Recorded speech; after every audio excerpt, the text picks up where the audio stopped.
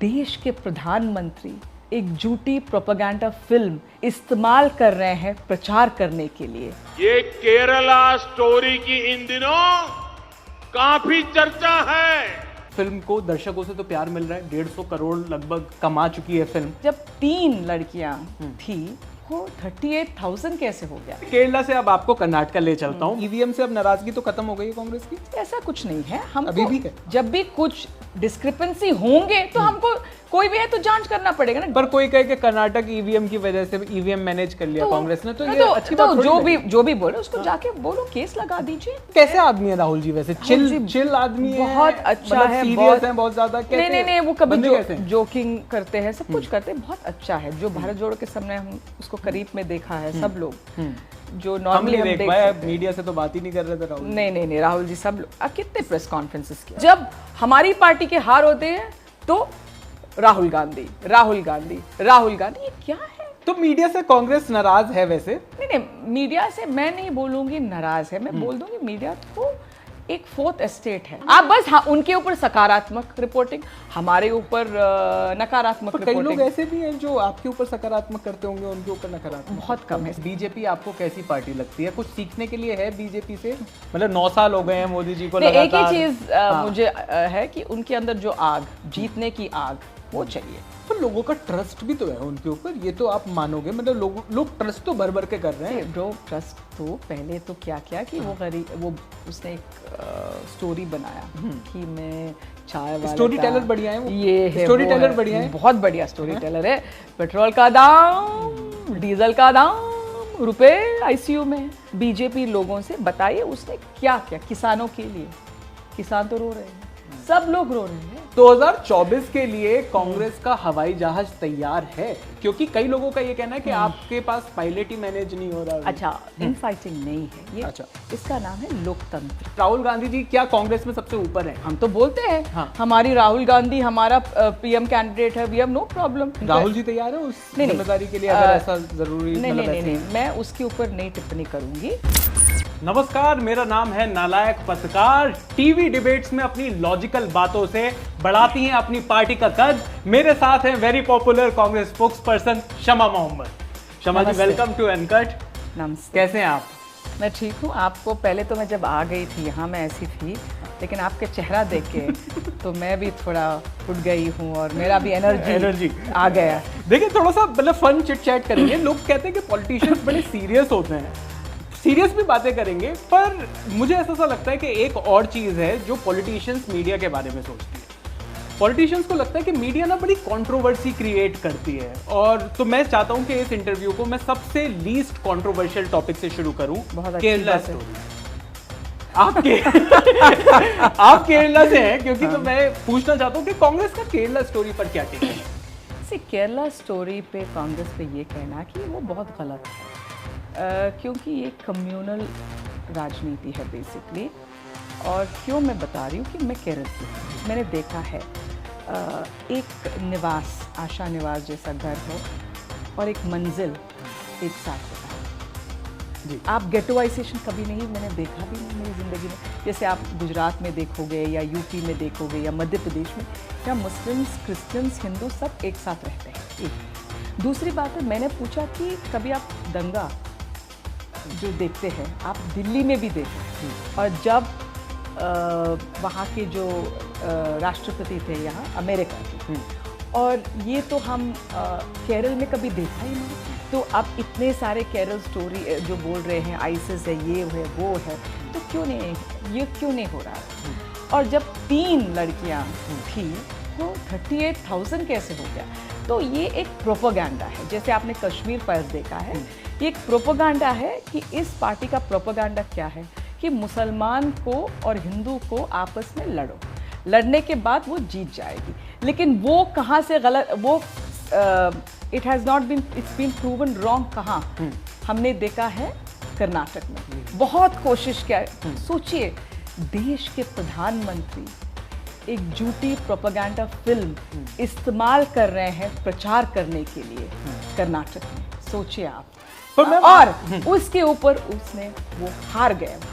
और केरल के लोग हर बार अपमान करते हैं। पहले तो सोमालिया कहा, हमारे जो प्रधानमंत्री केरला सोमालिया है, फिर जो गृह मंत्री है उन्होंने कहा कि वायनाड पाकिस्तान है। और जब हमारे समय में जो ये फ्लड्स हुए थे तो हमको बाहर से वो अबू धाबी का जो शेख है वो पैसे भेज रहे थे दुबई से, 700 करोड़ से बोला नहीं ले सकते, लेकिन प्रधानमंत्री का जो पीएम केयर्स ले सकते हैं।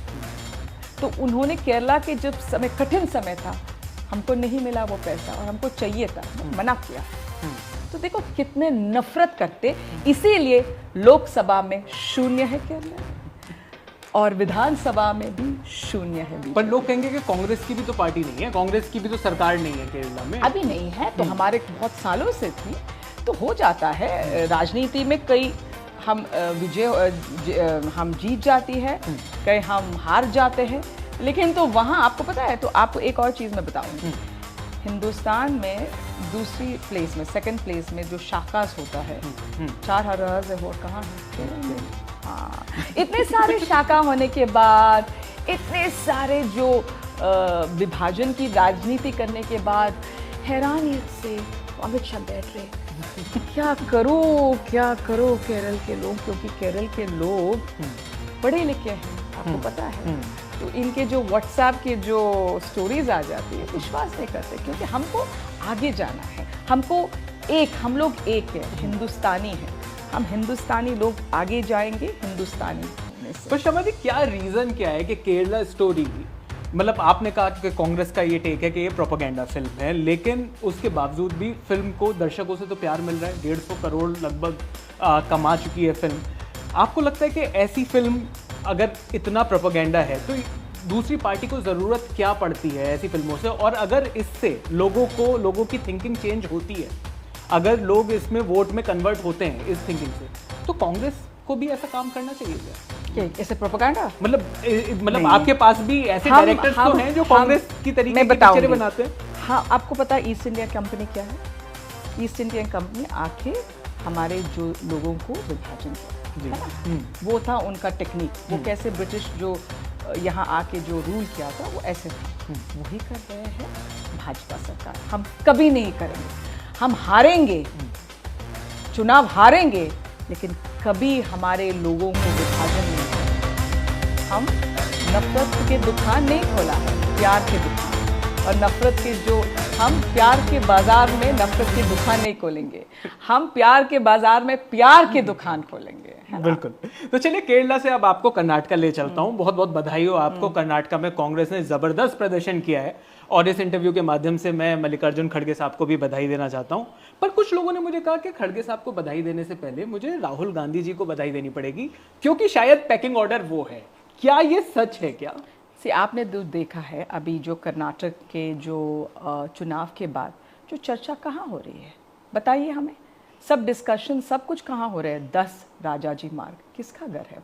वो कांग्रेस अध्यक्ष के घर है। जी, अगर तो आप जब कोई नतीजा कुछ भी होता है भाजपा सरकार में, अमित शाह के घर सब लोग जाते हैं। मैंने तो देखा नहीं जेपी नड्डा के घर अमित शाह जा रहे हैं।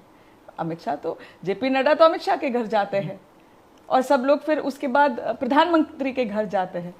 तो आप बताइए, मैं ही दे रही हूँ एक उदाहरण, तो आप कैसे बोल सकते हो? मैं तो हर दिन देख रही हूँ कि हमारे जो नेता राहुल गांधी जी 10 राजाजी मार्ग में है, पर सोनिया जी भी जाती है वहाँ। पर जो कर्नाटक में जो इनफाइटिंग चल रही है वहाँ पर कम से कम राहुल गांधी जी से मिलने का समय मांगा जा रहा है,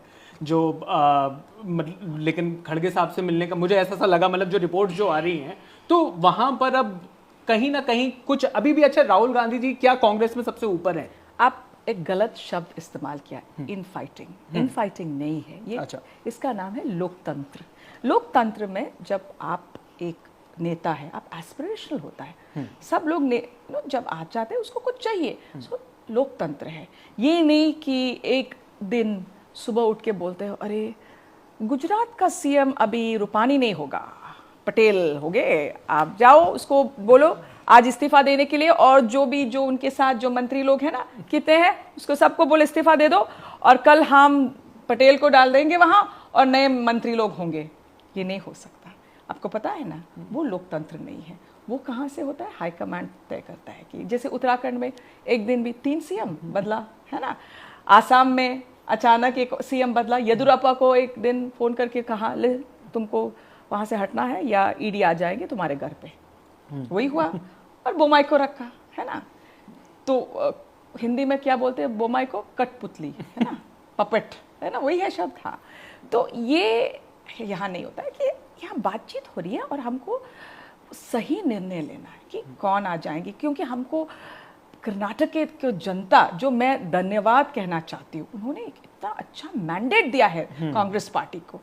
हाँ, बहुत अच्छा मैंडेट। उन्होंने कहा कि ये जो विभाजन की राजनीति, हर दिन आके केरला स्टोरी, हिजाब, हाँ, हिंदू मुसलमान, हनुमान जी, बजरंग बली, सब कुछ। और मुझे भी याद है कि आप बजरंग बली को याद करके जाके प्रेस करो बटन, आप एक ये करो ना, सर्वे करो कितने लोग ने किया है, वो भी जाके करो एक सर्वे, पूछ लो ना कितने लोग ने किया है। तो ये राजनीति नहीं चाहिए। लोगों को क्या चाहिए? वो 5 गारंटीज हमने जो दिया था, और लोगों को विकास चाहिए, महंगाई कम करनी है, बेरोजगारी तो खत्म करनी है, तो ये सब चाहिए लोगों को, रोजगार चाहिए ना जी। तो ये तो हर दिन आके बोलते हैं केरला स्टोरी, वो केरला देखो वहाँ आतंकवादी है, फिर पीएफआई के बारे में बात करते हो, फिर कांग्रेस पार्टी क्या मुझे कितने 90 बार गालियां दे चुके हैं कांग्रेस पार्टी, वही होता है रोता है। वो तो पहले तो ये एक्टिंग तो लोग देखते थे, मेरे ये था, मैं तो ये था, पर स्किल्स तो हैं वो, आप स्किल्स को तो मानते हो? वो तो एक्टिंग स्किल्स बहुत अच्छा है, वो तो मैं मानती हूँ। मैंने अच्छा। पहले दिन भी कहा है कि बहुत अच्छा है स्किल, बहुत अच्छा एक्टर। और कभी पोजिंग देखा ऐसे, बहुत अच्छा एक्टर है, किसने मना किया है उसकी एक्टिंग? चलिए, तो कर्नाटक तो की बात, मुझे तो लग रहा है कि प्रधानमंत्री तो एक पिक्चर जरूर करना है जिंदगी में, मुझे लग रहा है उसको बहुत पसंद भी है। और उसका ड्रेसिंग आपने देखा है, जो एक एक्टर ड्रेसिंग करते हैं, सब नीट है ना, फिर देखते कि मेरा एक भी बाल बाहर नहीं है, दाढ़ी ठीक है, सब कुछ। और पोजिंग देखा, कभी मैंने कभी कभी हंसते हैं ना जब हम देखते हैं मुख्यमंत्री या पहले के जो प्रधानमंत्री लोग, मैंने राजीव जी को भी देखा है, सब लोग, मनमोहन सिंह जी, एक हंसी ये मैं तो यहाँ हूँ, अब सब नीचे। चलिए, तो मतलब कर्नाटक के इलेक्शन के बाद कांग्रेस मैं आपके साथ कंपीट कर रही हूँ ना। तो कर्नाटक के इलेक्शन के बाद कांग्रेस में एक एनर्जी तो आई है जो हमें इस इंटरव्यू में फुल दिखाई दे रही है। पर क्या 2024 के लिए कांग्रेस का हवाई जहाज तैयार है? क्योंकि कई लोगों का ये कहना है कि आपके पास पायलट ही मैनेज नहीं हो रहा। अच्छा, तो ये कई लोगों को मुझे ये कहना है कि जब हम इतने अच्छे बहुमत से जीत गए तो पहले दिन ही शुरू किया, अरे लड़ाई हो रही है, ये हो रहा है। अरे हमको समय दो 3 दिन हो गया। अभी आपको पता है 2017 में इतने सारे लोग था वहाँ, वो मनोज सिन्हा भी थे यूपी का, और 2 और लोग थे उस समय, 3 और उस समय मैंने ऐसा जो सिनेमा देख रही हूँ अभी, जो पत्रकार यहाँ भाग रहा है वहाँ, वो तो नहीं देखा है।